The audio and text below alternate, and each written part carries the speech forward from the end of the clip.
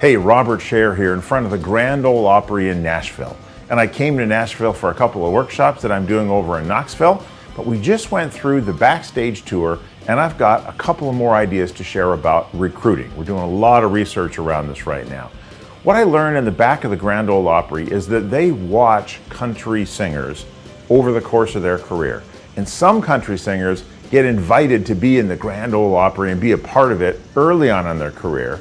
But we saw on the board that shows all of the people who have been members of the Grand Ole Opry, some people got in late, and you look at them and you know they had an incredible career for years before they got into the Grand Ole Opry. And we asked why. Why is that? And they said, well, there's a very clear set of criteria to be invited into this organization in that way. And you have to be local, you have to be committed to the Grand Ole Opry, that you're going to be there on a regular basis. And some people get so famous so quickly that they can't make that commitment.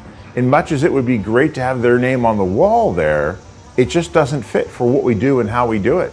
And so those people often, as their career starts to wane, they've been out there a lot longer, they come back and they want to settle in Nashville, we bring them in then.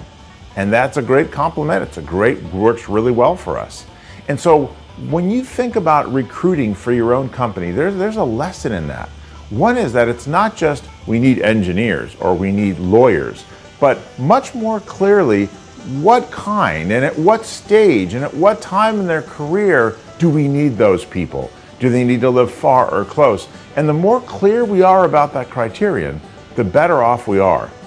The second thing that really jumped out at me is, young versus old. And there's many companies, and as deeply in need of talent as everyone is right now, let's not assume that only 30-year-olds are good in this role and we just want that younger set. There are people who have great experience and are more towards the end of their careers that we can bring into companies. In fact, so many of our clients have someone that is going to be a great leader in the organization, but they're 5 years too early. They just don't have the experience. They've never had a mentor. And one of the best solutions for that, I really want you to consider, is can we find someone who's 5 years from the end of their career, who has all that experience, who we might recruit in and bring in, and they'll understand, hey, you know what? There's someone who's 40, who's younger, who's not credit ready, who's the heir apparent, and we're going to be pairing those two up.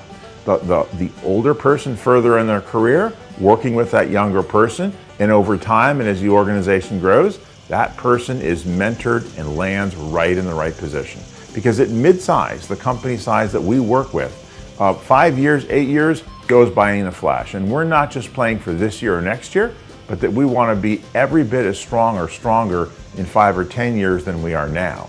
And looking at all age groups and looking at different levels of experience and different positions and careers is one really powerful way of addressing that problem and moving the organization forward.